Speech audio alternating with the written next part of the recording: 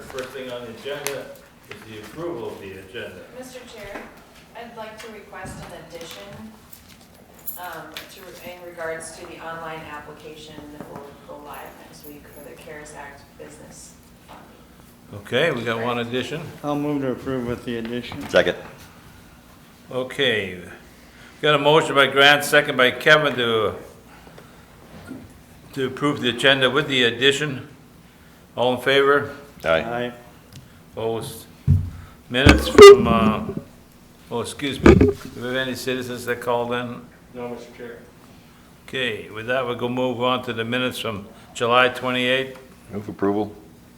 Second. Okay, we got a motion by Kevin, second by Grant to approve the minutes. Any discussion? All in favor? Aye. Aye. Okay. Approval of the payment of bills and vouchers. Move to approve. Second. Got approval by, motion by Grant, second by Jenny to approve the bills and vouchers. All in favor? Aye. Okay. Next, we'll go on to our update, our weekly update with COVID-19. Kathy McKay, Cheryl, and Jamie.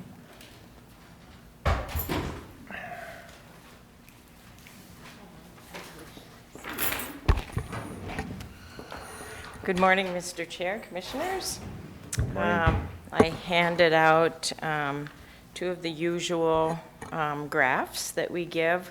The first two-page one shows the Clay County positive cases as of 8/10 were 785. So again, as you see on the second page, you know how we track the confirmed cases, and that does change depending on when they get the data up, and sometimes it changes on the graph. So we try to keep that updated as much as we can, but 785, 40 deaths, so that's remained unchanged.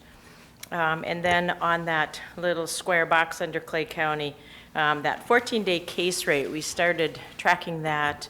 Minnesota Department of Health is using that as a tool for schools to help with the case rate per 10,000 people. And then the schools have a grid that they can use to track what that rate would be to determine whether they do hybrid or in-person learning only or all remote. So the number most currently that we have is 10.47. So if what the schools are looking at, if it's in-person learning for all students, it needs to be less than 10. So we're at 10.47, which really has dropped since they started tracking this in early May. In June, the numbers were low, but then it increased in June and July. So our last rate of July 12th through the 25th was 13.53, and now you see the rate at 10.47. So we share this with the schools. We've met with all of the K-12 schools, and so we're just watching the rate and keeping them posted, because that will be one tool they use for their, when they will determine what they do to begin with. They can always, because these numbers will change, and so they can always ramp up or pull back as they need to. Kathy, do they change this on every 7-day period or every day? Do they drop a day off and add a new day, or how does that work?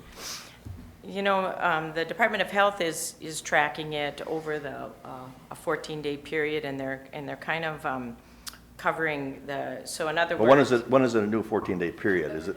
Yeah. Is every day a new 14-day period? Yeah, and we can change that. We look at it pretty regularly. We can Okay. even change it every week and look at, that week and the So a and day the drops days. off and a new day is added. Sure. So this number will be really evolving all the time. It'll change, but they're really looking for the consistent. If it's below 10, that's really what they're looking for. It hasn't consistently been at that rate. So the schools will be looking at that to make some determination. So we sent them the new numbers yesterday, and they'll still be reviewing that, but they're also reviewing how they're going to social distance and masking and cleaning. And, this just is one of the other determining factors to see how they're going to operate with their school system. Have we been under 10? Well, we were under 10, of course, back in May and in June. So May 31st was our first date, the 31st through the 13th, we were at 7. Okay. And then we went down to 6, but then June 14th through the 27th is when we jumped up to 10, and then stayed at 10 or over. So we'll continue to watch that, and again, the numbers change, so this will be an evolving number. And then So the, just one other thing, Oh. Kathy, on this, so this is based on the number of cases out of 10,000, right? correct. Are they gonna do any special type of monitoring when schools start about actual number of student cases to student population?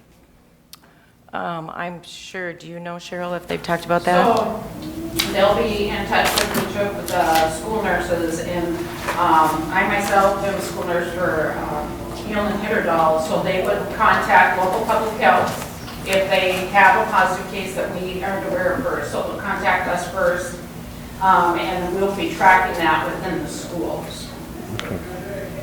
Okay.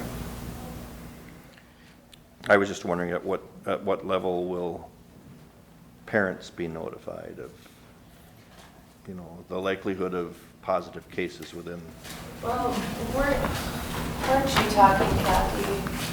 Or maybe it was something I got from the schools. They had a huge listening session yesterday, so a lot of information just came out on the 3 different demographics.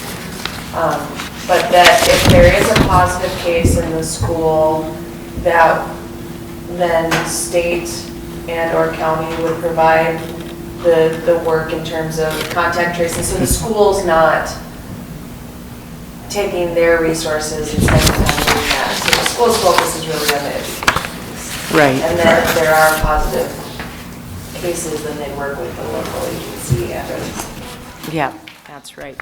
And then if they see so many, you know, that's when they'll make some determinations about the impact of that particular school, if they see Okay, kind of yeah. a hot spot. Yeah,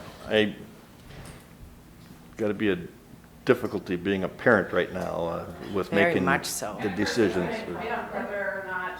I mean, a those parent of positive kids, cases students. have been attending in school, or are these positive cases distance learning, or hybrid, whether it's 50% of the students in the classroom. Right. All those variables. And another important issue too for families is that if there is a child in the school that either tests positive or has symptomatic symptoms and was diagnosed but not tested, then the whole family is quarantined. So that takes the other students out of school as well as the families for that 14-day period. So that too is going to be a struggle for parents. So. Yeah, it will be, and we're seeing it.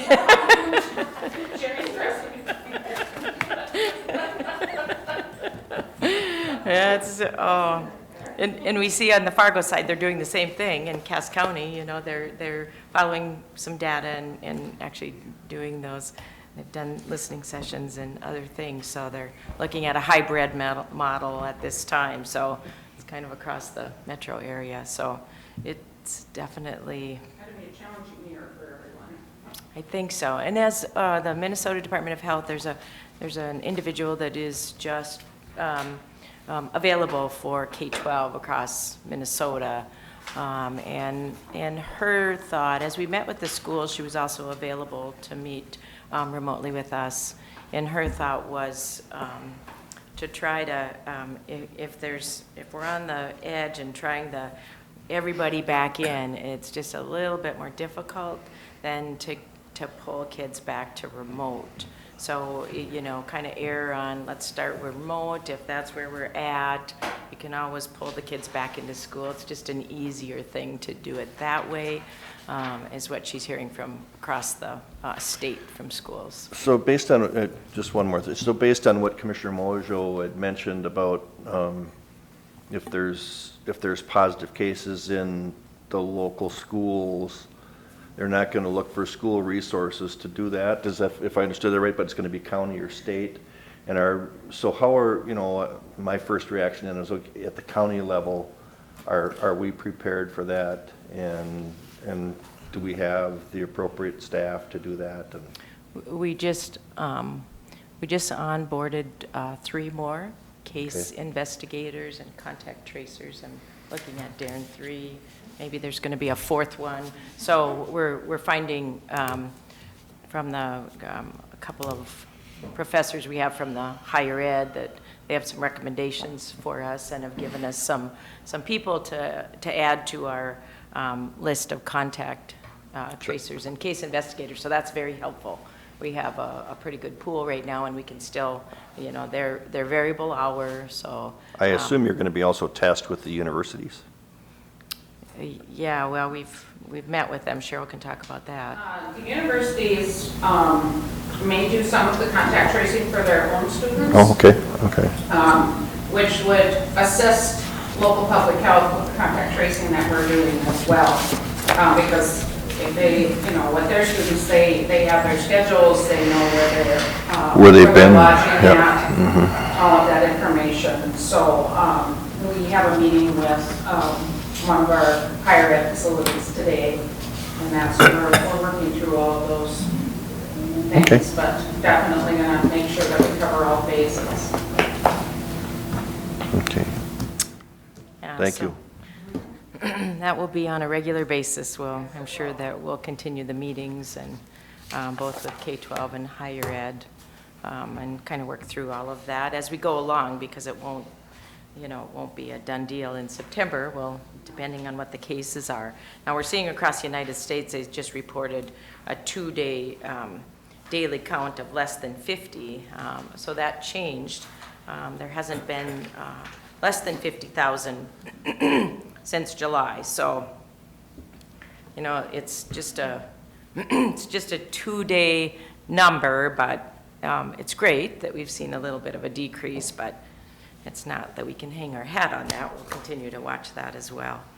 And then across, you hear the numbers, you know, maybe there's more kids now that there's some schools that have ramped up across the United States. There might be more kids that are positive. So, you know, we're going to be watching that. It isn't that kids can't transmit the virus. You know, we've started out with, of course, especially in our metro area, but across the U.S., was the elderly and those with chronic health conditions, but you know, it's circulating. So we're going to see students, and we have seen students. We're going to see more cases in that age category.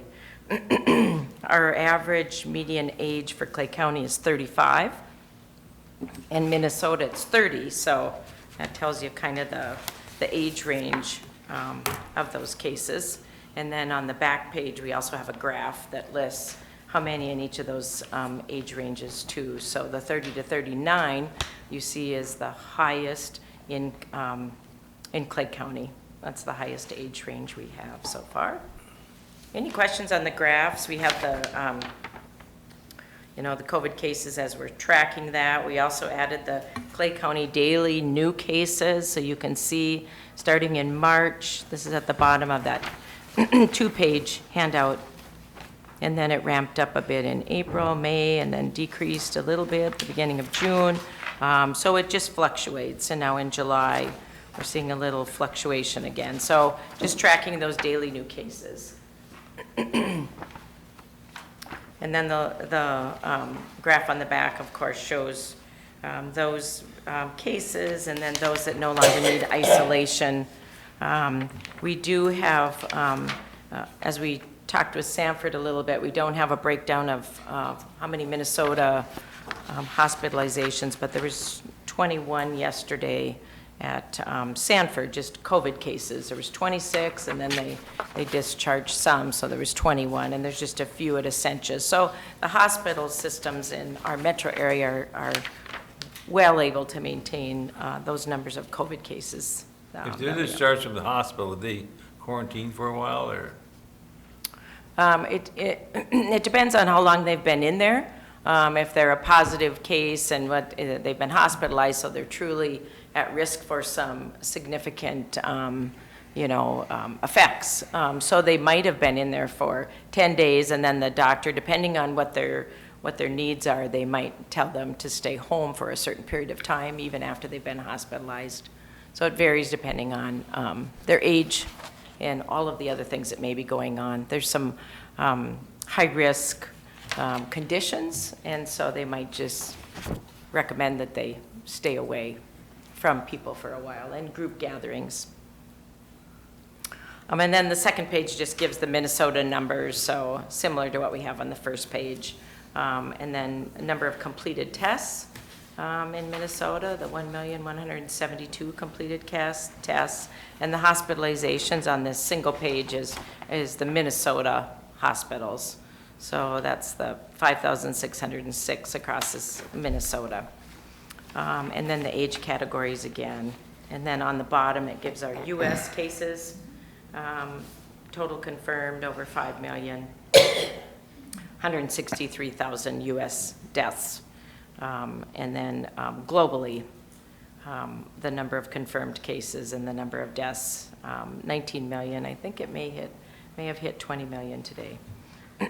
So, and then the number of deaths is 732. So, again, we're just, as we see the fall coming and the influenza season, as we talked about, we're going to see some challenges. As we work in our community, with our community group, our medical providers, we'll be looking at, providing the influenza vaccine as soon as we receive it. And we hope to get that out to the general public, because that will be an important vaccine. It's always important. We always recommend getting the influenza vaccine, but really important this year as we look at when the COVID vaccine will be available. So we're really hoping to ramp up and get that influenza vaccine out to the mass population before we actually even get the COVID vaccine. So we'll be, it'll be a busy fall with vaccinations. So get your flu shots is what I'm saying. Get your influenza vaccine, and then we'll see when the COVID vaccine comes. Any questions on the data or any other questions? I have a question in regards to the antibody testing. Is there any way that you are able to track those positives? Have you seen anything, Jamie, on the antibody?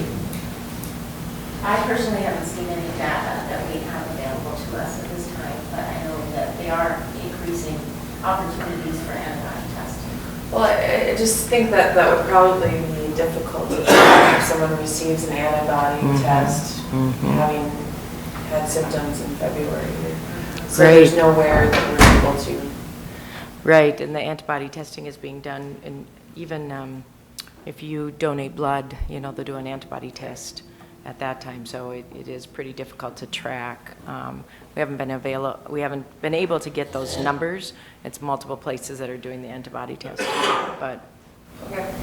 And then my second question, the reason I appreciate this amount of data is that it really helps us get a better picture of it. And so I've been keeping a binder of all your updates since we've started this. And if you look at the active cases in Clay County, it really does tell a tale of how it went up and spiked and plateaued a little bit and then went down and kind of had a second rise. And from just looking at active cases in Clay County, it's a positive story of what's being shared, I would guess. So it looks like we're kind of dwindling down in active cases. It doesn't mean that by any means we should stop with the active measures that we're doing, but it's a hopeful situation that I want the public to know that I think that it really looks good. And I also want to mention that you have a huge amount of data that's on the Clay County Public Health Facebook page and website, including the 14-day rolling averages for all the counties in the state. And I think that's really important for families and individuals, but specifically families as they move forward with their decisions for fall, what their personal decisions are in terms of sending kids. I encourage folks to check that out. I just want to follow up on Commissioner Mosier's comment about the active cases. I think it's positive, but I think it's probably, I look at it as an indication to what we as a public are doing to help not spread. And, we talk about Fargo. I had to go into a Fargo business yesterday because I tried to get it here and I couldn't find it here. So I went, and 95% of customers in that store were wearing masks too, in Fargo even. So I think that in our metropolitan area, it's working. And it's not to suggest that because we have a low active cases that we shouldn't stop doing what we're doing. Right. But it's, I think it's kind of a reward for what we're having to put up with, I guess. But Yeah. Thank you. I was just thinking, unless you have a mass testing, I mean, people going and getting tested for COVID-19 are pretty much the ones that think they have it possibly, isn't it? So when we track the number of people having COVID, those are the ones that think they have it, they're going to get tested. But do we have a regular people going in and getting tested without Well- knowing that they have it or not, or? Those that have also been in contact with a positive case can get tested as well. So Okay. if you have known to be in contact with a positive case, they recommend that testing happen at a certain point, not immediately, but at a certain point after that, because if you contracted that virus, it may take a few days. I was just thinking that our rate is higher, maybe higher, because people who are being tested are the ones that have probably been in contact with somebody. So, Yep, I mean, if you do a mass testing there, you can probably have 800, 1,000 people go through there, and they're just going in to get tested. But if you don't have a mass testing, it's mostly people who think they may have it, right. So your rate would be higher, I would think. Well, yeah, and the health systems aren't doing the mass testing, clearly because, you still don't want to mass test even those that have no symptoms or haven't been in contact with anyone because of just the amount of testing equipment, and we know it probably will ramp up in the fall again. So mass testing hasn't been, something that they're doing here in the metro area. So they have their criteria at Sanford and Essentia for their testing. Okay. And you could be tested and 3 hours later, you could run into somebody who's Right, positive. right. It's only as good as that point in time. So, yeah, that's the reality. It's just one point in time that you're tested, and you can still maybe develop those symptoms in 4 or 5 days. So, let's see, anything else that you guys have? One other note, basically, a lot of our high numbers at the beginning were our long-term care, and our long-term cares are doing a great job. They've stabilized. They're also, our state emergency operations center is doing more resources at the regional level, so they're shifting resources available. So they're doing N95 testing, they're having testing available, like they're closer to get them to them quicker. And so there's a lot of resources from the state level that are being geared up to support our long-term care as we go into fall. But also, Minnesota Department of Health just put out some guidance for visitation for our long-term care. And it's kind of a graded system too, for having positive staff or residents. They have more visitation, so they'll be kind of looking at that for their visitation as well for long-term care, recognizing that it's a hardship for them not to spend their time with their families. So I think early on, we didn't have the supports that we have in place now, and I think that will help them too going into the fall. Good. Other questions? Comments? I'm fine. Ready, okay? Oh, thank you for the update then. Okay, thank you.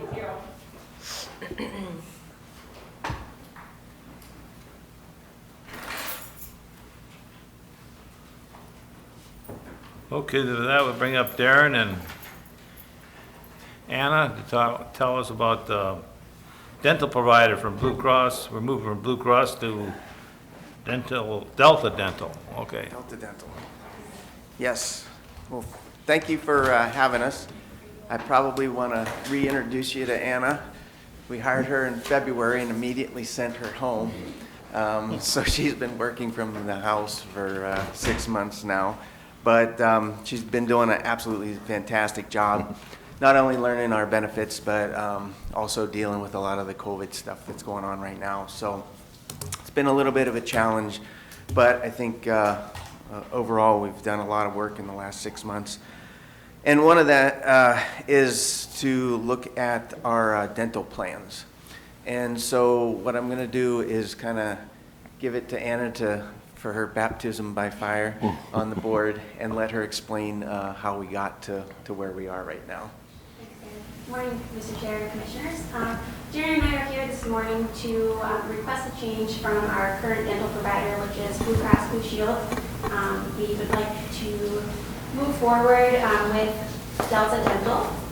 Earlier this spring, we had an RFP completed to look at different rates and the benefits within those different plans. So our NIS broker, Steve Smith, received bids for us we received 4 bids and then 2 denials. And so out of those bids, the best one was Delta Dental.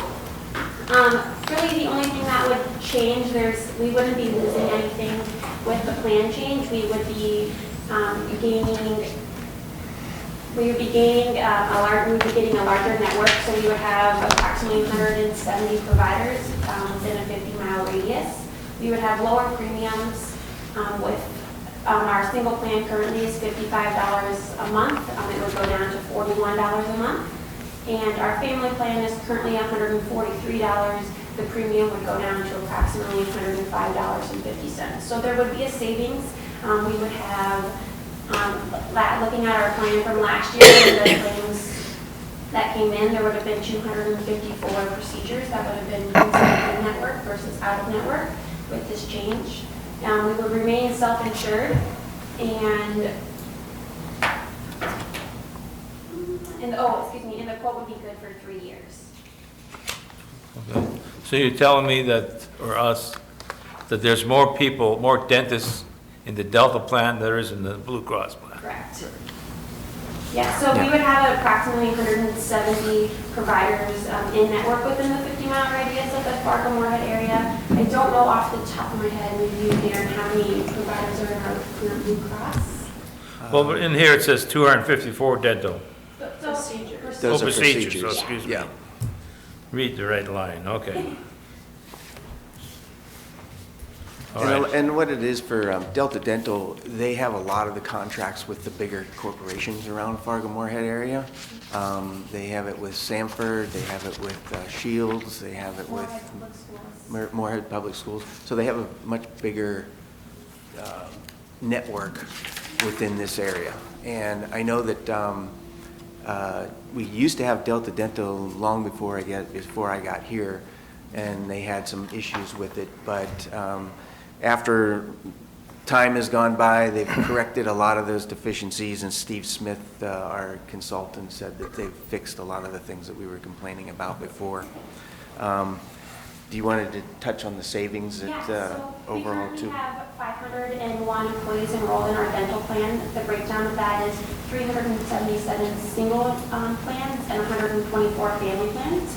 So the savings from the single premium of $55 potentially moving to $41 a month, and $143 family premium moving to approximately $105.50. It would be a monthly savings of $9,928, with an approximate yearly savings of just over $119,000.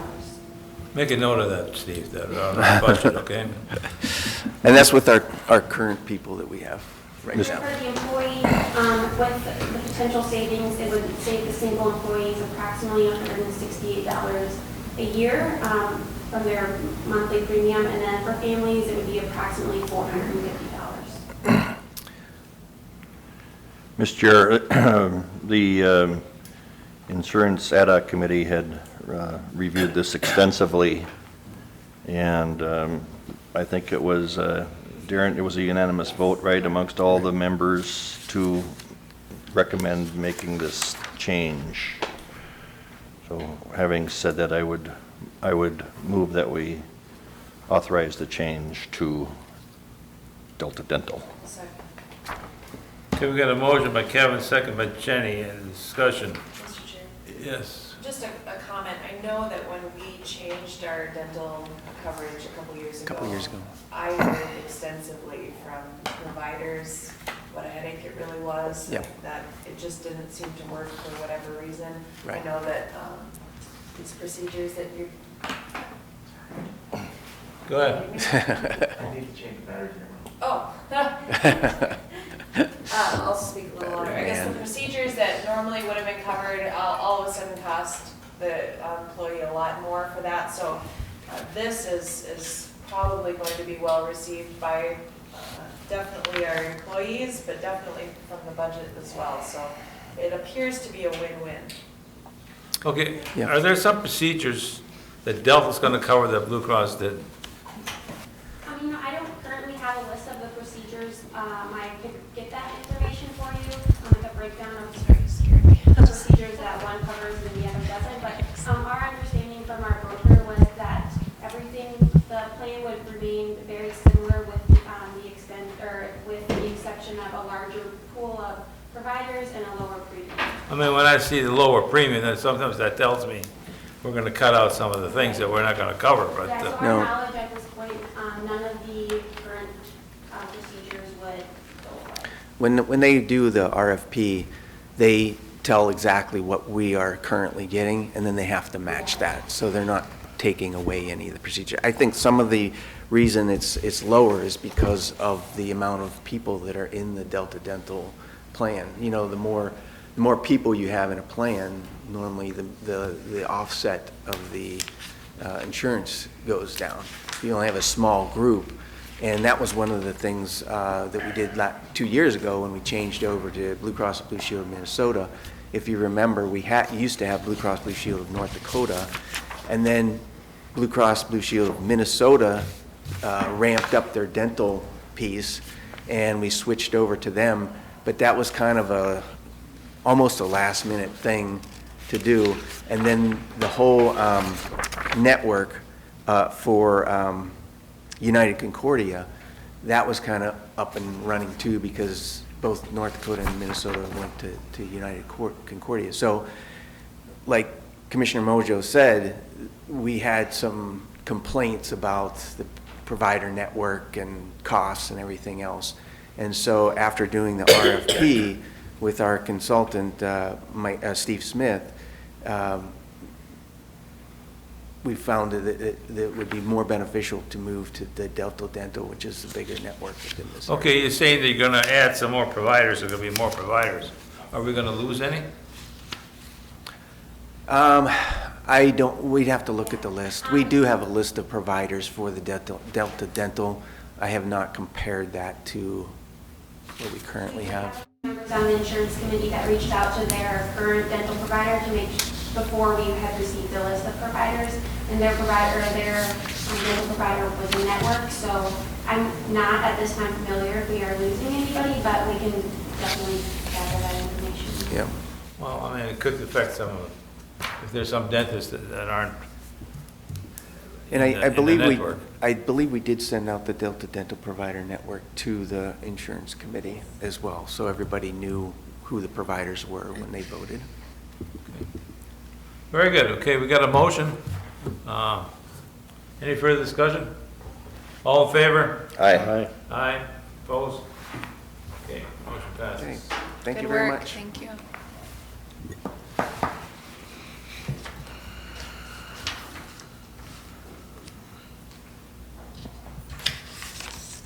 Okay, James, got your budget.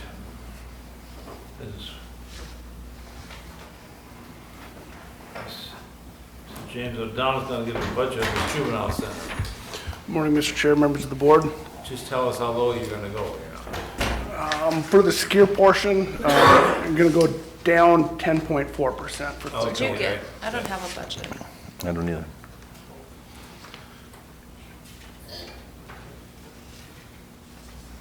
Just a minute, James, I don't think we got a copy of yours. Yep.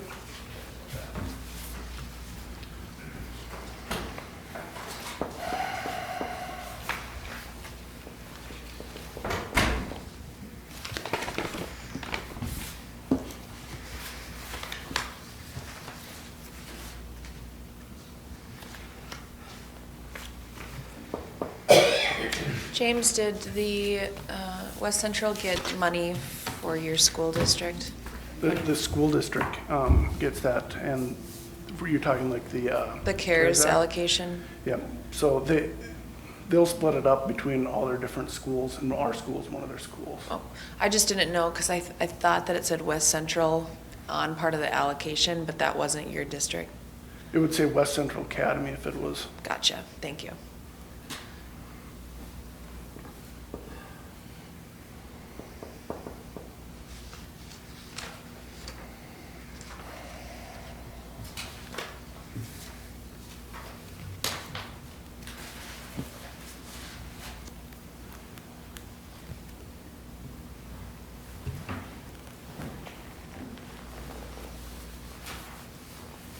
So we're waiting, how's your status over there? Are you filled up or?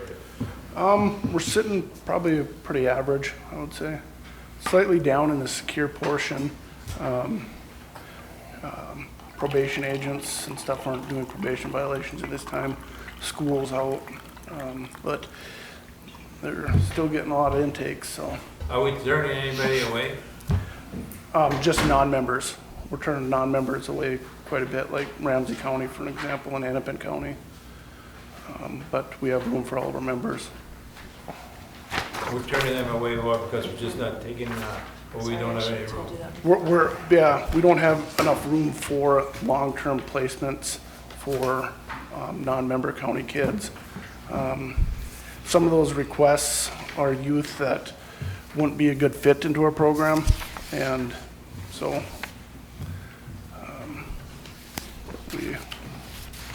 How about everything working in the building now? New construction is good? Yep, it's all done.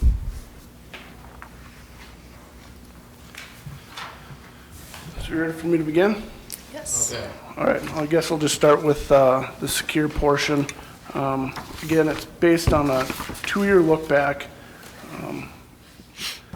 The cost of usage, Clay County's usage went up from 28.5 to 31%, but their overall cost for Clay County is going to be going down by 10.4%, and that's due to the non-member usage increase.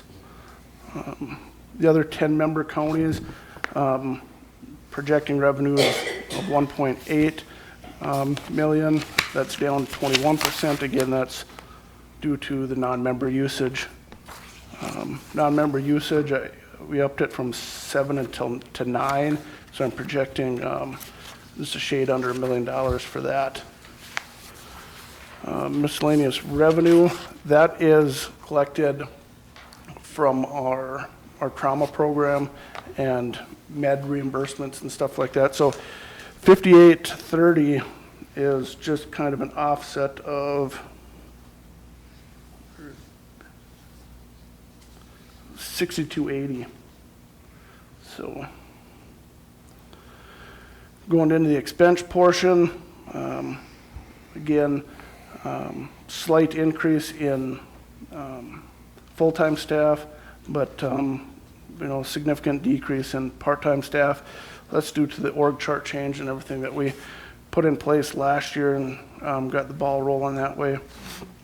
Overall, the 3 categories, if you include the salaries, regular, part-time, and overtime, overall expecting less expenses in 2021 than in 2020.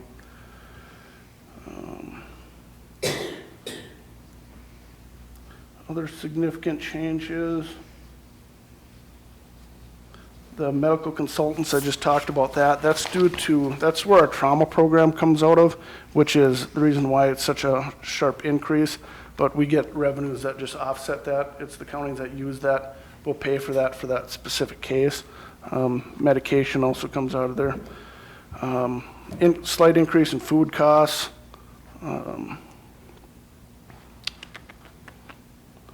Workman's comp, that went up. We get that from the auditor's office, I believe, but we have had quite a few more claims this last year.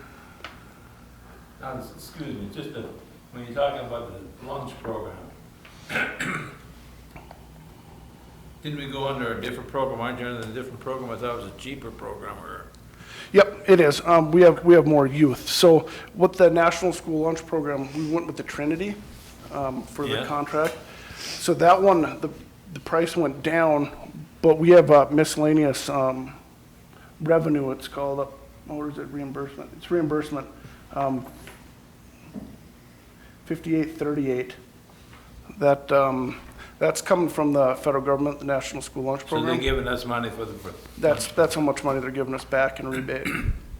very good.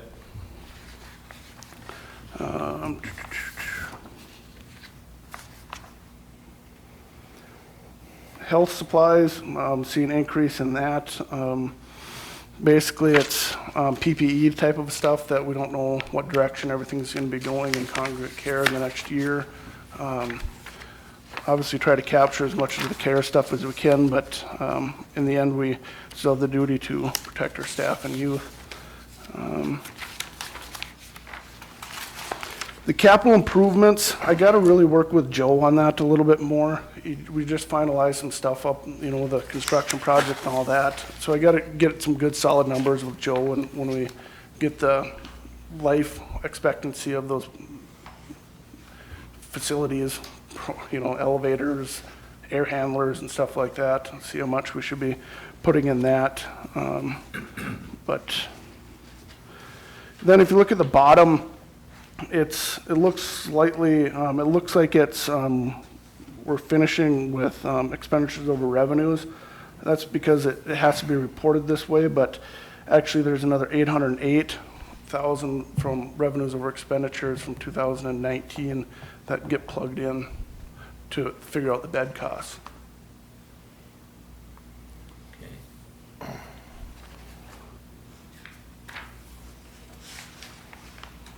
Has anybody got any questions on that? James, the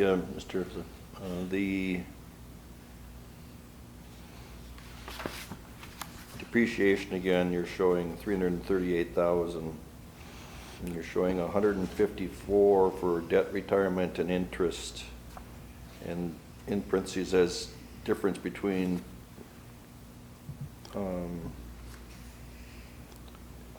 principal and depreciation is the 154. What is our annual payment on the bond? It is the 129,000 and for the interest. Mm-hmm. Oh, and then it is the debt retirement. So the depreciation line 6953, that's in here, but it's not figured into the bed price and how much it costs. It has to be reported this way. It's a Gatsby deal, Okay. yeah, Exactly. I get that, but I would just want to make sure that we're not, from a cash standpoint, that we're not including that 338,000 as a expense we'd have to pay out cash for. No, yep, correct. It's just in here for the reporting thing, but when we figured out the cost of everything and the cost to the counties, that's not part of that cost configuration. Okay. Thank you. Any further questions for James? Oh, the new request, sure. I'm gonna be going to pick with this. Basically, I'm gonna be asking for one more line 13 counseling staff. Again, with the org chart change we did last year, we got two separate line 16s and line 13s. We're still in need of a secretary, but we did some different org chart stuff changes around there. And basically, the only request from a facility from a SCEAR and non-SCEAR standpoint is I'm going to be requesting one more line 13 staff in 2021.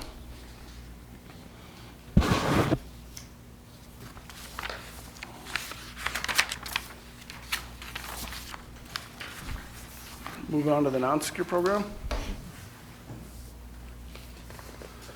All right, move on. Going into the non-SCEAR program, again, this is just a straight Clay County program then. We received that grant, and this is the last year that grant will be effective. We get $126,000 for it.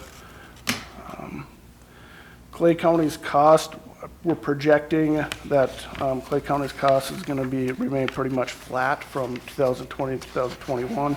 again, that's gonna be a lot of work with Rhonda and the Auto Replacement Committee and stuff like that that we really gotta figure out. Projecting non-Clay County youth, an increase in revenues there.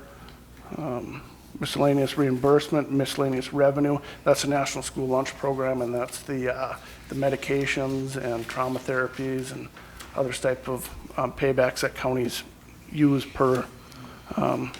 they use individually. Going into the expense portion of it, see an increase of roughly about 90,000 between 20 and 21. That's for salaries regular, but you see a $160,000 drop in part-time staff. Again, that's part of the org chart change that we did last year with that line 13, line 16.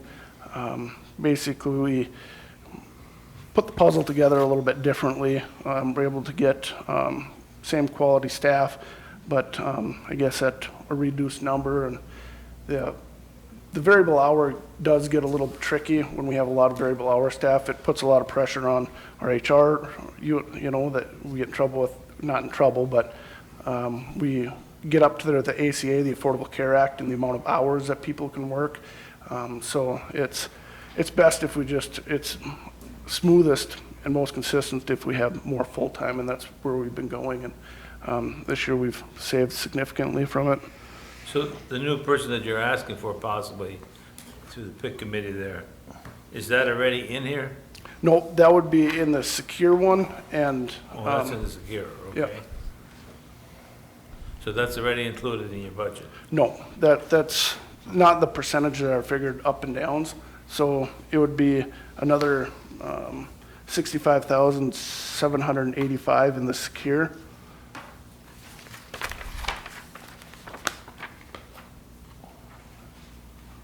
Did I explain that right, or you need further, or? No, that's fine. Okay.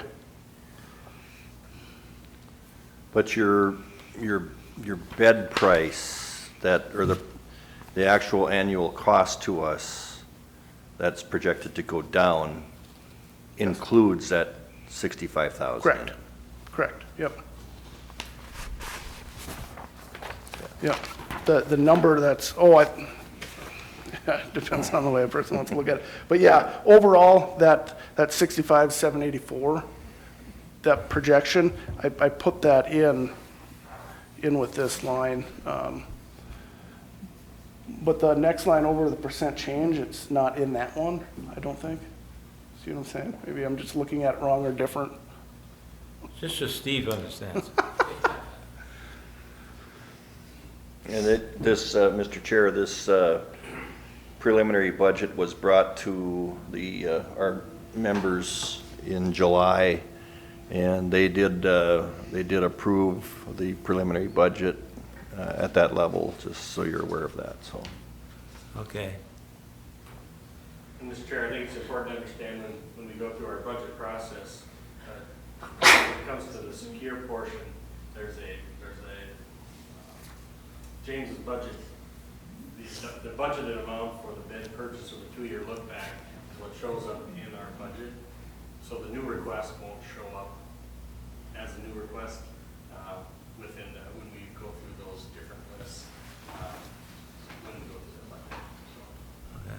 Well, I just wanted, make sure that come January rolls around and all of a sudden, hey, I need 65,000 more than what I asked for, and it's already in there. Yeah, we wouldn't be asking for anything different that's in there. If the PIC and this board approves that new position, I wouldn't be asking for anything more than that's reflected on this sheet. Thank you.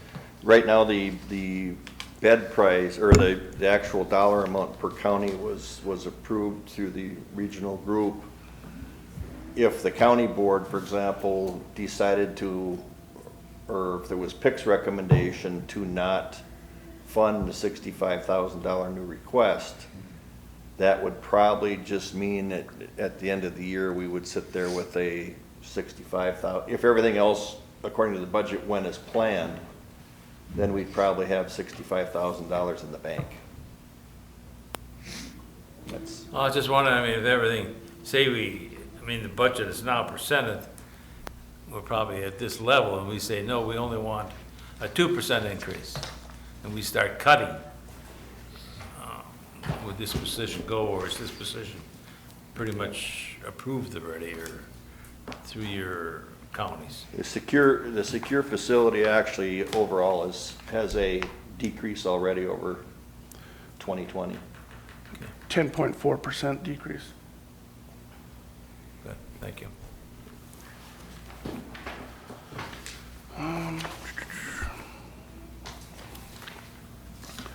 Going back into the non-secure,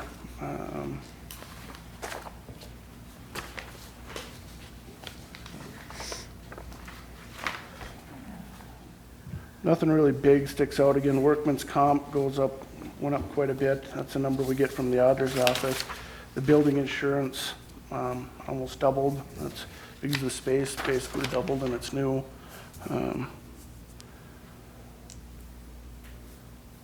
And that's about it for significant changes from expenditures. Again, overall cost to Clay County, we're looking at an increase of 0.5% between 20 and 21. Now, workman's comp, you say that went up and increased. Is everybody's workman's comp going up in every department, or? The workman's comp is a number that Lori gives and divvies out to all our. So workman's comp went up, even though we didn't lay anybody off or anything like that, or? It has to do with the number of. No, injuries, incidents that we have. Yep. excuse me, and that's it. Okay. So have we experienced any injuries and stuff like that in the county? Yes, in the past year, we've had significant ones that we had a staff that got a broken nose and a staff that got a broken jaw.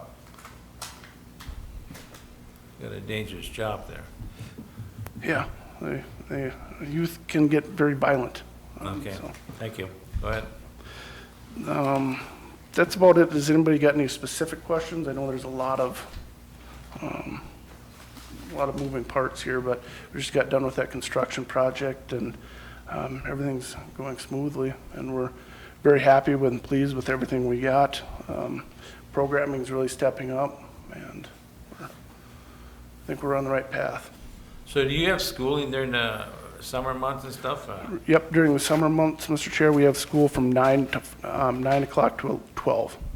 Okay, that's supplied by the Moore district. Yep, and then we have, once school officially starts, then we have a, regular school schedule that's parallels a regular high school. Now, that's not gonna, as far as what the school district's gonna do, it's not gonna affect us any here, huh? I mean, they're gonna supply teachers and, They would supply teachers. It depends on if they're going remote or in-house. So we're just going to run it that it doesn't affect our day-to-day operations, but it can affect the education that they get if the teacher's physically in the room versus being on a screen now, where the teacher's on a screen and our staff are in there trying to work with them, versus if we actually get a teacher actually to come into the room, and that would be whatever Moore Public Schools goes with. any questions? Okay, thank you, James. Thank you. Keep up the good work on that.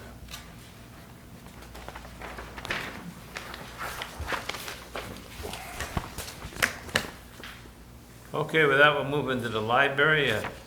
Liz?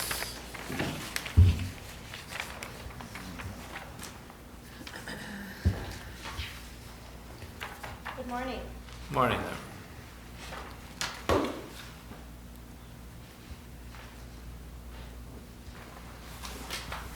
Do all of you have a copy of the budget? Okay, great. Well, we got a one-page letter. Is that what you're talking about? No, we have just the letter request. Would you like a copy of the budget? If you got it, we'll look at it. Thanks, I think Liz. that's enough. I do have more if you need more. There you go. And would you mind also just passing this one around? I only have one copy of this, but I just wanted to pass it around. Good morning, Chair and Commissioners. As you know, 2020 has been a wild ride for many of us, and we started the year off very strong, and then on March 17th, we closed all of our doors to the public. We then opened at the end of April, providing curbside service to all of our customers.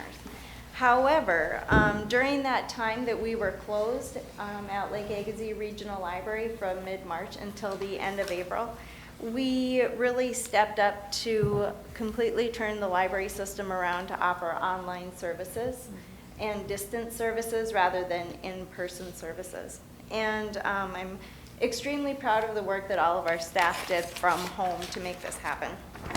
So during this time, we did, this pandemic actually really pushed us to try things that we've been wanting to try for a long time, and it was actually turned out to be a huge success. We finally are allowing customers or citizens to sign up for library cards online without having to come into the library. We want to provide convenience, and if people can sign up for a library card online, they can then download ebooks and e-audiobooks from ever having to come into the library. But also, it also allowed people to gain access to homework help resources, genealogy resources while we were all sitting at home. Well, not all of us, but many of us were sitting at home looking for a hobby.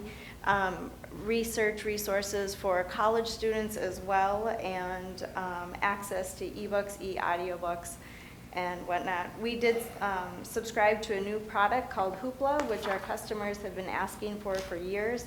This is a service where people can actually download ebooks, e-audiobooks, television shows, movies, graphic novels, and music from the convenience of their own home. We also, during the 6 weeks where we were working from home, we did staff library phone hotlines from home. And this is, we fielded a lot of questions regarding the census, tax forms. If people needed a tax form, we would meet them outside the library and hand it to them. But we did keep up with our referral services and reference services during that time. We also experimented with offering our legacy programs. We do receive that arts and cultural heritage funding money from the state. And so we did offer our first virtual program with author and gardener Eric Bergeson from the fertile Minnesota area. And with that program, huge success. We had 400 people attending that program at one time, with over 2,000 people downloading that program following the live event. And so now this is a new area that we're going to be exploring moving on. We've been offering quite a few of these legacy programs online. We also recorded and posted story times for our youngest customers and STEM programs for school-aged children. And for years I've been telling you about this Overdrive ebook and e-audiobook service that we're offering to our customers. And that has been increasingly popular over the years, and we are now serving twice as many customers with that service than we were 1 year ago. During that time, the 6 weeks when we were closed, we were still definitely filling the need of our community members. People simply did not, it was hard to go into the library during those closed times and see all the books and DVDs and resources sitting on the shelves, when it was a time when people probably needed those resources the most. So we were very happy when we could start offering curbside service. And then in June, all of our libraries opened up, offering express library service, and that's still what we are currently offering. We are asking people to wear masks, of course, sanitize their hands when they come in, and then limit their time in the library. So it's basically come in, take care of what you need to do, use the computers, and then exit the library. And that's been going very well.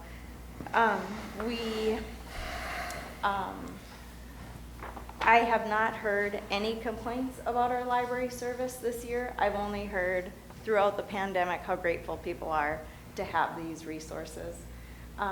We know if history repeats itself during an economic downturn or during these hard times, that's when people need their libraries the most. We're very happy to be able to offer computer access and computer services again.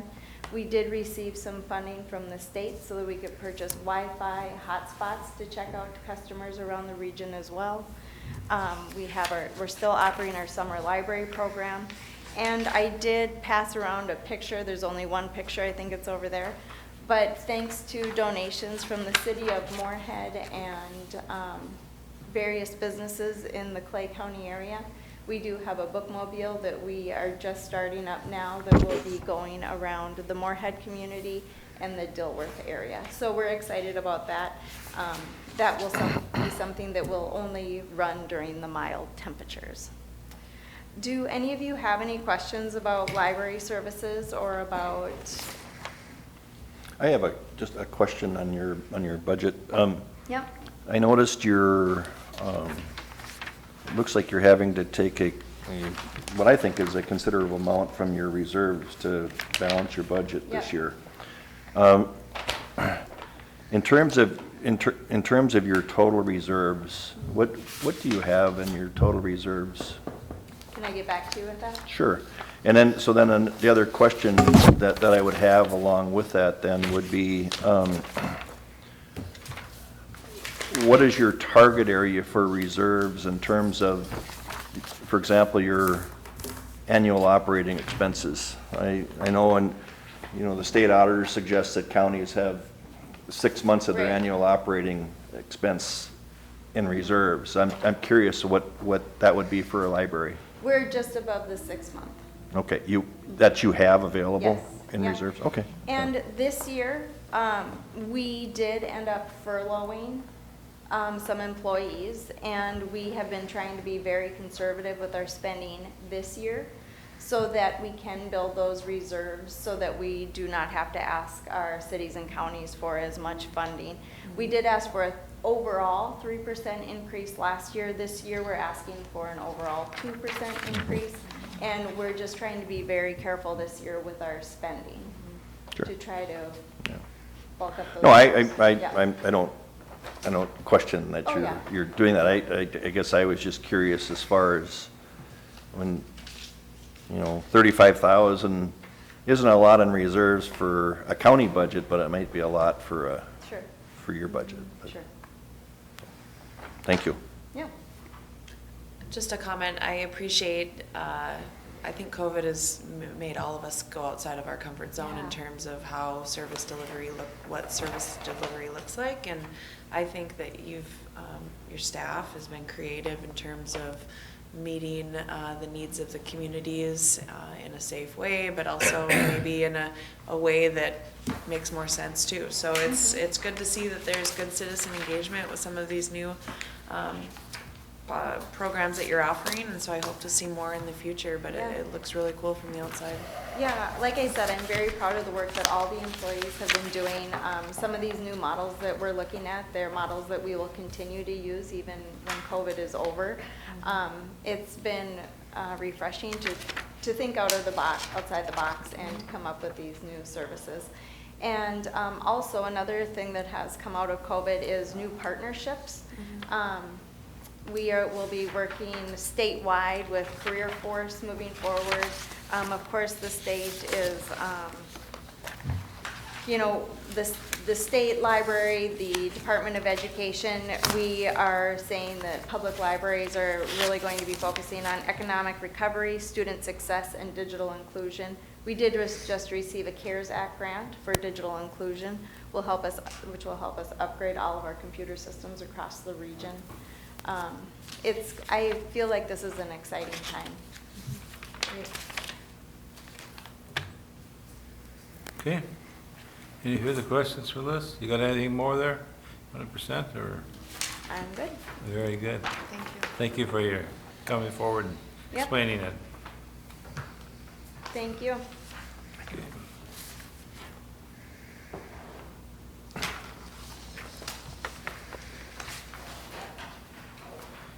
Gabe, are you here for a presentation or anything, or you're just keeping an eye on us, huh?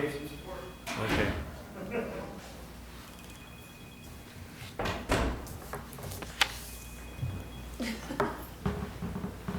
How do you stop this? There.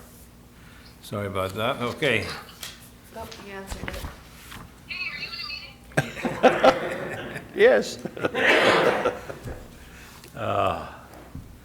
Okay, we'll go on with Dave and Justin. Request for a memorandum of understanding for the turn lane construction in Linden. Well, we're almost on time here today. We're doing real good. Right. Good morning. We do have one item on the agenda, and it is kind of a long-standing issue. We've been working with the City of Glendon and several of the, the bus companies.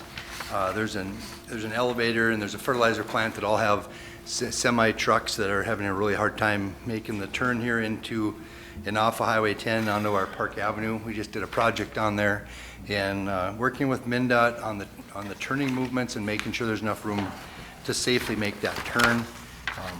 We do have an MOU here put together, as well as we did apply for a LPP grant from the state, and that's local public partnerships, and that's kind of it's an avenue for agencies to work with the state on projects. There's funding set aside for it. It's actually a very good source of funds for this type of project, where they will pay 95% or more of the construction costs, as well as a small share of the construction engineering costs. I'll have Justin maybe run through the MOU a little bit, but it's a good partnership. Everyone's on board. It took a little while, took several meetings, and we just kept having to go back to the table and saying this isn't working. We're still getting calls and concerns, and I just felt it was a big enough issue that we kind of kept pushing on it, and now I think we're kind of going down the right track. So I'll have Justin go through the MOU a little bit since he put it together. Excuse me, did you say there were funds available now, or we're just applying for the funds? We have heard that we went through the first round of the project approval process. So there's 2 projects that were selected. We were one of them. So now a panel is put together, and they basically just review our proposal, and then we should hear in the next month or 2 if we do get selected. Okay, this wouldn't be done this year anymore, would it? Correct. It'd be So the funds would be available July of 2021. Okay, thank you. Sorry, go ahead.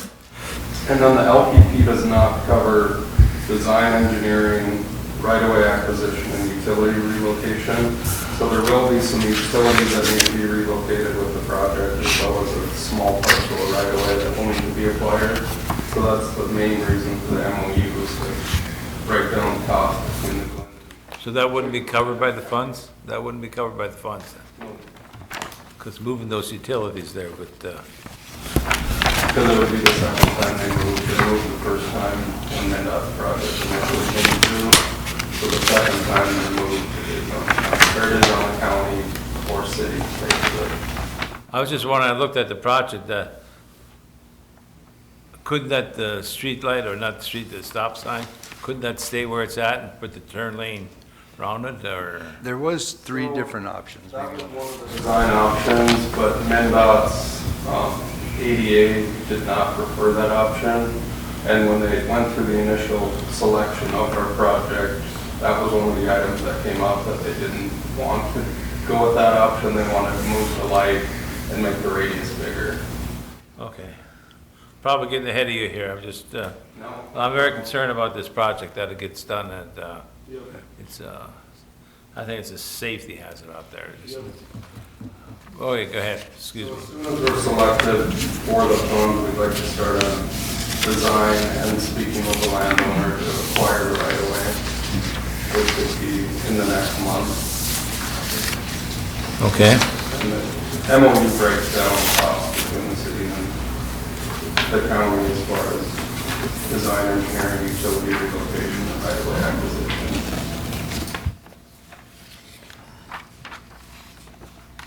Mr. Chair, we did discuss at our highway tracking, and I think the dollar amount that we're looking at, that would be the county's cost share, although this project wasn't itself in the 5-year plan. We believe that there was significant savings within other projects within the 5 that we've already done through the 5-year plan, that we think those savings could help cover our local costs. And we did put some money in our 2021 budget for right of way in anticipation of this project.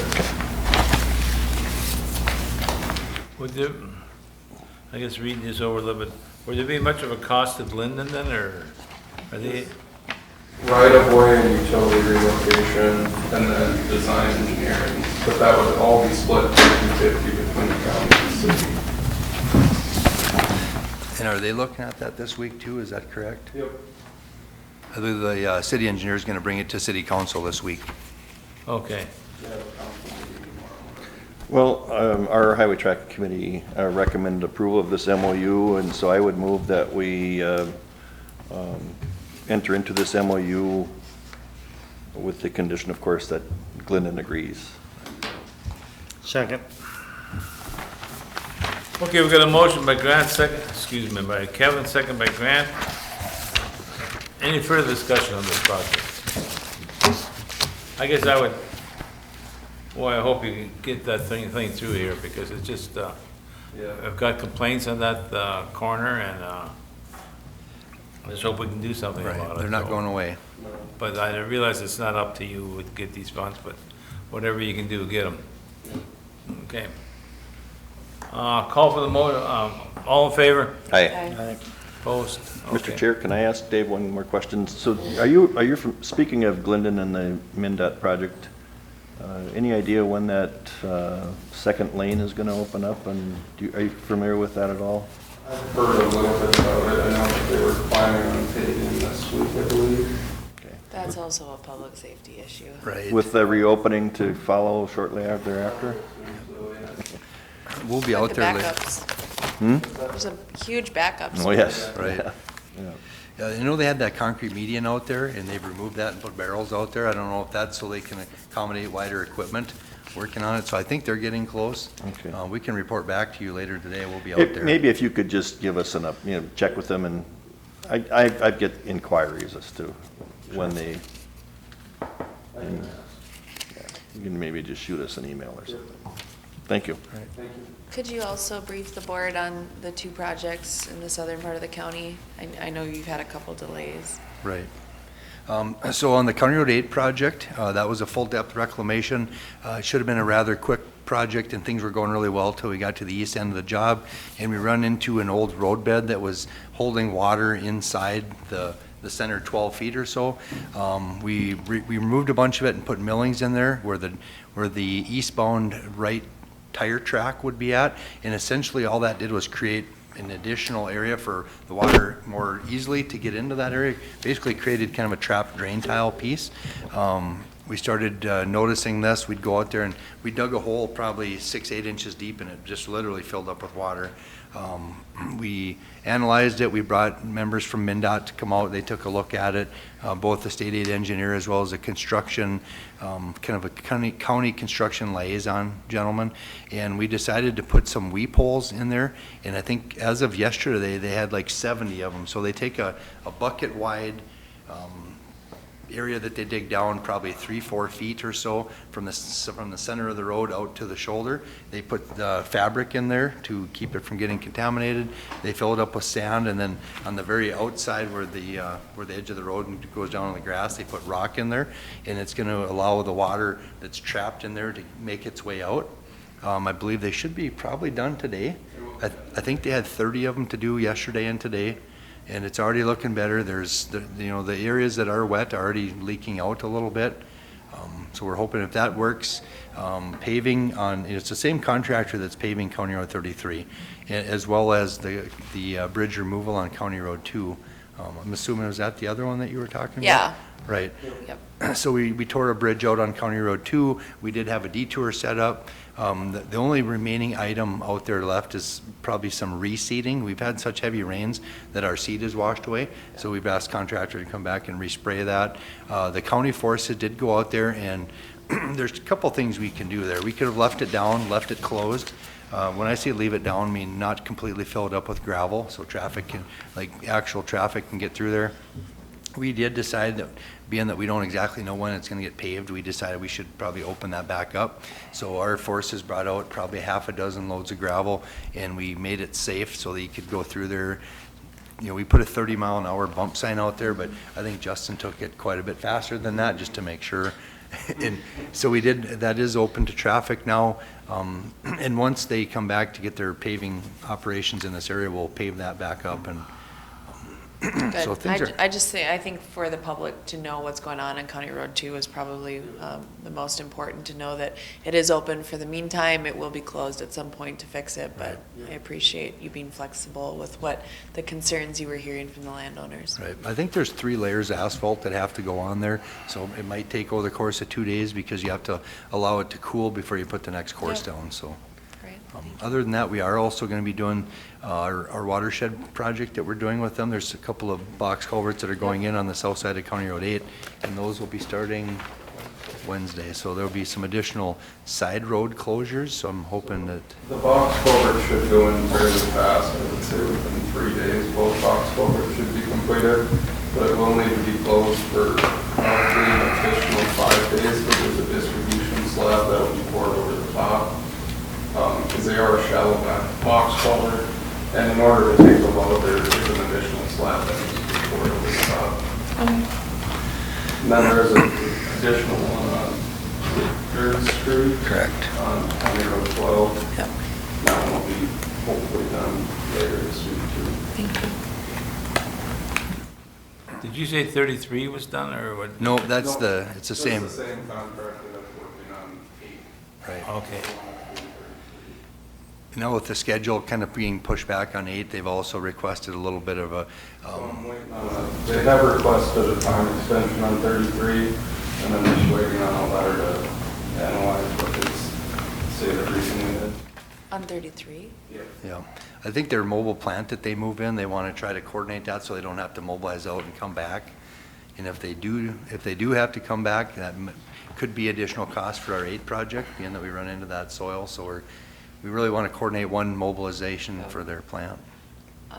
As we look at what that timeline is, we need to be very clear with Crystal about any delay. I mean, we were pretty clear up front with them that would be open by the main campaign. I know opener is, they're going to start opening on the 18th is what I'm hearing. So I understand that we won't quite be done by that, but that really needs to be open if we can, but let's just keep them in the loop. Sure. Okay, anything else? Got her? Thank Okay. you. Thank you. Thanks, guys. Okay, Jenny, you had something on CARES Act? Yes, as we've reported, our CARES Act committee has been meeting 2 to 3 times a week to swiftly and accurately address all the needs in the county that have been brought on by the COVID pandemic. Our first order of business was to address the small business needs in the community, offering the grant dollars that we talked about. I believe last week we talked about the total of that. We are jointly working with the City of Moorhead to make the application process for all businesses and nonprofits that qualify in Clay County, having one application process, so to speak. Last night, the City of Moorhead moved forward with approving their online process, and in allowing Clay County to have one cohesive avenue for that, I would request that the board give authority for our online website that we've been working on to go live on the 17th of next week. And so on the 18th, we were hoping to kind of really allow you to see the layout of what that website is. It will pretty much be done by Wednesday coming up. We'll have meetings with the small cities in Clay County so that they can see, so that they can get the word out. But both Kevin and I wanted to make sure that you had the opportunity to know that that's kind of where it stands. I apologize if I didn't kind of recap that the best, but the City of Moorhead you'll start at one spot. It will then, if you're in the city limits of Moorhead, then you'll continue the application process on the City of Moorhead host. If you're the rest of Clay County, then you'll continue on in the Clay County questions, the survey type thing, and then the application. So you're talking about nonprofits. I take it, the question this week on churches. Do they? If they're a 501c3, they will have the ability to apply. And most churches, I believe, are 501c3s. Okay. So, we're using the same criteria that Moorhead is using, and I think it was also part of the deed, original state one, so. Just to follow up, Mr. Chair, on Commissioner Mojo's comments, I think, we as a committee, we think it's very important that the online application process start at the same time for everyone. That's why we found out last night that it's Moorhead's intention to start that online application on the 17th, which is next Monday. It's before our next Tuesday's meeting. So we want to be able to, from a media blitz standpoint, to be able to tell everybody, all businesses in Clay County, that they'll have the opportunity to apply online starting on the 17th. We apologize to you for not being able to show you on here. We would have liked to have done that, but we will certainly have that next Tuesday morning for you to see. But I think it's critical that whether you're a business in any other community, say in Dilworth or Hawley, that you have the same opportunity to start that application process. So, as Commissioner Mojo said, we're looking for that approval from the CARES Act committee to move forward with that online application, and I would make that motion to do so. Okay. Effective the 17th. Good. All right, we've got a motion to approve that, Second. and we've got a second on that. Any further discussion? All in favor? Aye. Okay. Anything further on that? I just want to comment that our staff has really been rock stars in terms of we're covering a lot of ground really fast, and we're trying to keep you up to speed as much as we can, but the staff really is working hard to prepare the items for discussion and for board, and just thank you for what you're doing in terms of keeping us on track, but also reaching out to your counterparts around the state. Thank you. Okay. All right, with that, go committee reports. Grant, you ready? Yeah, I just had, we had a landfill construction project meeting yesterday out at the landfill, and it's, things have picked up. They're moving ahead now with the construction. Our last meeting, it wasn't looking too good, but now it's moving along, I think, at a good pace, and hopefully everything will be done when it's supposed to be. So, and we also, we toured the construction site too and saw what's going on. So it's a lot of work going on out there, and hopefully the weather will hold up so they can get things done. So that was it for me.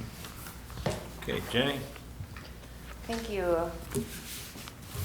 Last week on the 4th, we had a CARES funding committee. We had a representative from Lakes and Prairies talking about what their proposal to do with any CARES funding that they would receive. On the side note, we did find out that they received over $700,000 that they will be using to deal with housing crisis issues brought on by COVID. So that's a community resilience piece that other agencies in the community are really doing to address the needs of the citizens. So I believe she said 90% of that dollar amount will be used for Clay County housing, correct? We had some discussion with Rhonda Porter and Rory Beal in terms of the mental health aspects that we talked about possibly addressing with community resiliency. So really good discussions there. We also talked about the website, what the needs, making sure it was streamlined with the conditions based on what Moorhead and Clay County were wanting to do. On the, sorry. I'll recap all the CARES meetings first. On that Friday, then I attended the meeting with our technical staff from Clay County and also technical staff from the city of Moorhead in terms of how they will write the website application, the questionnaires. Based on what we've decided is we will ask upfront questions to make sure they're qualifying applications. And so if for some reason there's an answer to a question that you won't qualify based on the parameters that we've been given by the Minnesota Deed and the auditors and whatnot, that will then kick out that application. So what we'll be left with at the end is completed applications for the committee to look at and approve. And that committee will be made up of non-elected officials, representatives from the county and the cities. And then I worked with Colleen on Friday to send a letter to the cities to let them know that we'll be having a meeting tomorrow so that they can ask any questions about the application process, see what it looks like, and then take that to their residents. And then yesterday, we also had a CARES committee meeting. We reviewed the website questions. We're talking about how to address the problems at the DMV, specifically that we've dealt with because of COVID. Social distancing has really made that problematic. And so we've got a big hurdle to figure out the best option there, but the committee is working diligently on that. So that's my CARES meetings. I attended the Cass Clay Food Systems Advisory Steering Committee last week. We are discussing how that committee will look going forward. We have quite a few new members on that. And so we've accomplished a lot of blueprints in terms of ordinances and planning. And so we talked about possibly bringing the planning and zoning departments in, presentations to planning commissions if there is action needed. Is that through MetroCog? So it's not through MetroCog, but MetroCog has a staff person that's paid for by a grant that helps create some of the documents. But Public Health from Fargo is the grant recipient, so that they kind of help bring everything together. But every municipality and Cass and Clay County are represented. Do you have questions on that? Okay.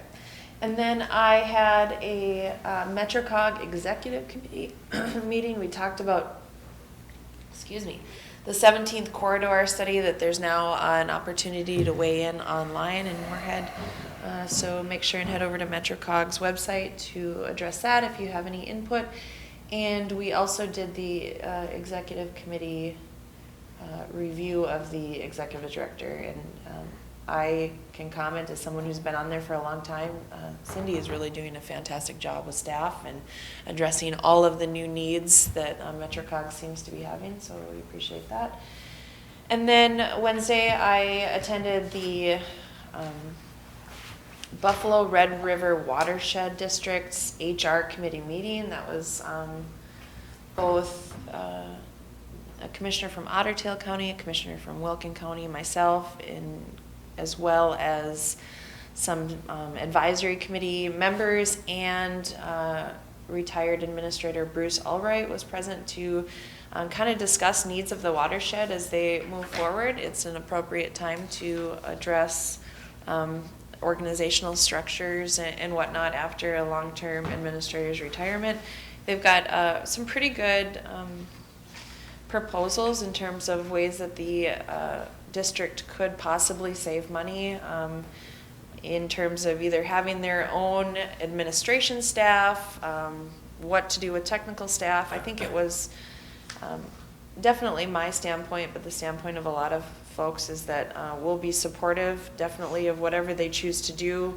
Our concern is that the watershed service to the landowners continues at the high rate of quality that it has been. We don't, it's certainly, they've been doing great work in the watershed, and that's been seen by, I don't know, they've been nominated for the #1 district in the state several times. So I think they'll cautiously look at that. We did give them some good recommendations. Anytime you go have your own employees, it's not always, there's a lot of HR issues. Darren's in here, he can attest to that. And so how much do you save versus working with a company? So our hope is that they'll bring that back for another meeting, but it sounds like the Watershed Board is wanting to have their own employees by January 1st, but I think there's a lot of, let's get all the numbers together and compare apples to apples. But I'm not sure if having your own technical staff really makes the most sense. There's some significant historical knowledge in the engineering staff that they do have there, so we'll see what that looks like going forward. And then I didn't have a meeting, but the law librarian has submitted her resignation. Just so you know, the board meeting is set to next meet in September, and I think it was the consensus of that board is based on the limitations at the courthouse here to maybe hold off on rehiring that until the September meeting. And I think that's my report. Very good. Staying busy anyway. Good stuff. Okay, Kevin, go ahead. On August 4th, my day started, we had a highway tracking meeting. At that meeting, we got a report that Timber Shores was looking, some of the residents are looking for a paving project in their development. It's more of a township road. I think we tried to give them some advice as to how to go about that, dealing with their townships. We had a bridge on a property that's been requested to be replaced, and I think, you know, that's being worked on getting that accomplished. And then finally the Glendon Turn Lane project, which we acted on this morning. That afternoon we had the CARES Act committee, and as reported, Lakes and Prairies was there, as well as we had people from our public health department there. Under the community resiliency piece, we're also looking at the impacts of the COVID as it dealt with adult and child mental health issues. So we're looking at how we can best supplement some of those extra costs that have incurred because of COVID on those issues. Then on yesterday, I had an executive meeting of the Diversion Authority, and the primary thing to come out of there, of course, on the contested case. During testimony, there was PRAM 4, which is the property mitigation plan that we had. There was a version 5 that was brought up in testimony that hadn't been reviewed prior, so there's some discussion now of whether or not they may have to reopen a portion of the hearing to take additional testimony if they're going to continue with PRAM 5 in the trial. So that's, I think there's a hearing amongst the different parties on the 26th of this month. So if that is indeed the case, then the decision on that will be set back certainly 30 days, if not more, than what we had originally anticipated. So we'll know more on that later this month. Then right after that, we had a CARES meeting, and the primary discussion of the morning was, again, the business online application that we talked about today.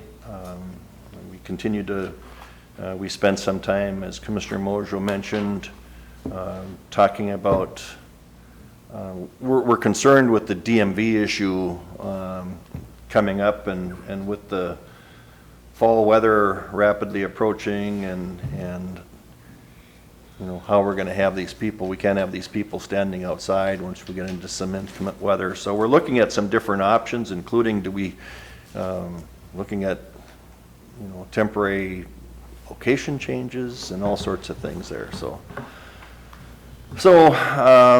And then, then we had the landfill construction meeting yesterday afternoon out at the landfill, and as Commissioner Whalen mentioned, we had actually asked that the contractors come to this meeting because the previous meeting we had heard that they were way behind and we were concerned about meeting the timelines, and the contractors were there, and apparently everything is moving back on track, and we kind of got some reassurances yesterday that they intend to meet the timelines required to avoid the $1,000 a day penalty if they don't.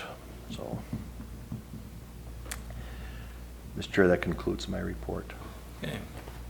Okay, the meetings I had was last Tuesday, the highway tracking, which been covered pretty good. The one bridge thing that we just put that on the 5-year plan to get it worked in there.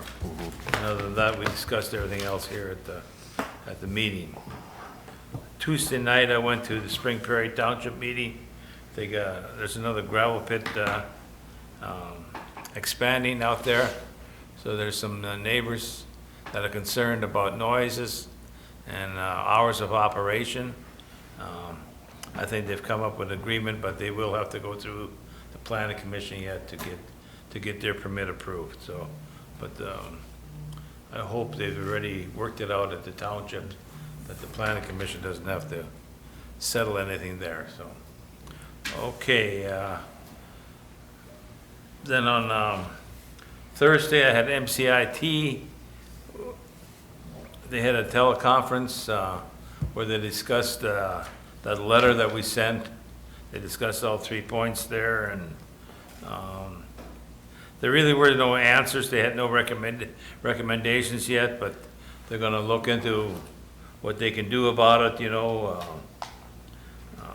So, I mean, they did it.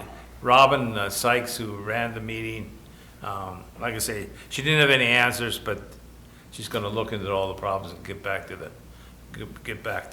us on that. Yesterday at One Watershed, One Plan for Wildrise Watershed District, there again, there was just an approval of the plan process.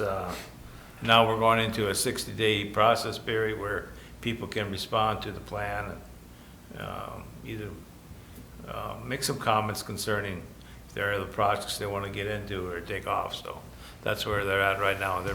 And that plan is working along pretty good. And I was very surprised there was, on the teleconference, I think there was around 17, 18 people on that teleconference, and how that worked out. It worked out real good. And normally I'm not too happy with teleconferences and stuff like that, but that one worked out good. I mean, I guess we're getting used to it. People are knowing how to mute themselves and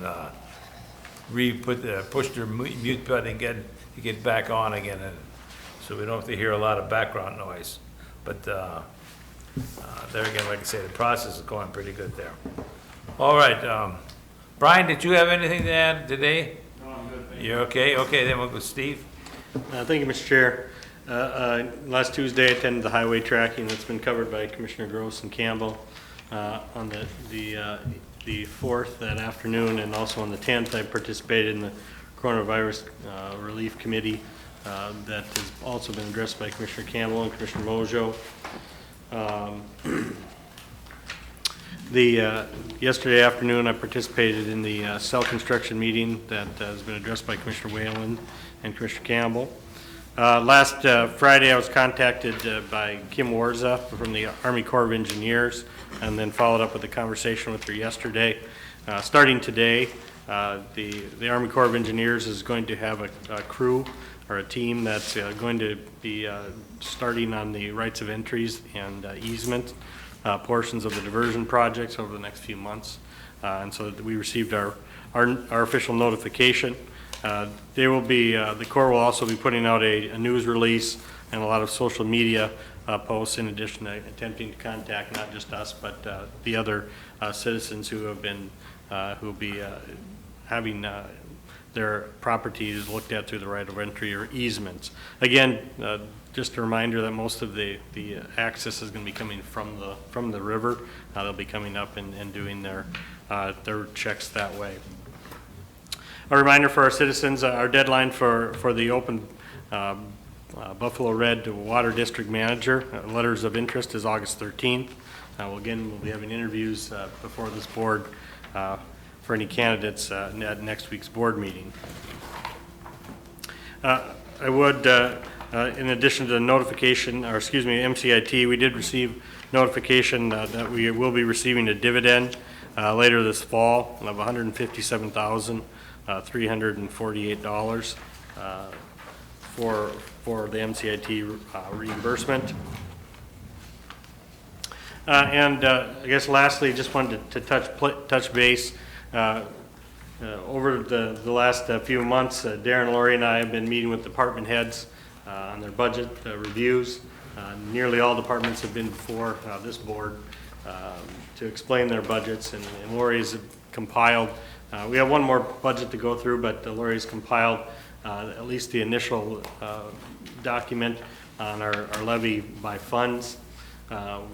After we look at a new construction adjustment of 1.28%, we're currently sitting at a levy adjustment of 10.34%. Historically, our first number brought to you has been in double figures, and so what we saw here is not something that normally we would see, but the request that I would have before the board this morning would be giving us a target number that we can go back as departments and work with Darren and Lori to bring back a levy percentage that this board feels more comfortable with. Significantly less? Yeah. Anything under 10 would be a lot more comfortable, yes. Okay. Under 10? Well, he says he's looking at 10 right now. Okay. That's just preliminary, I realize that. Yeah. We're gonna try and get a lot lower. Well, I think part of it is you'll see a large decrease when we take some of the costs that are in the budgets that we've seen because of COVID. Sure. Correct. So Correct. there are some areas that we will see decreases, and I heard some preliminary. I'm going to steal Kevin's tagline over here on revenues over expenditures. I mean, there was some pretty good revenues over expenditures in some areas, and we really need to apply those to areas. Gotta be some comment. Come on, Kevin.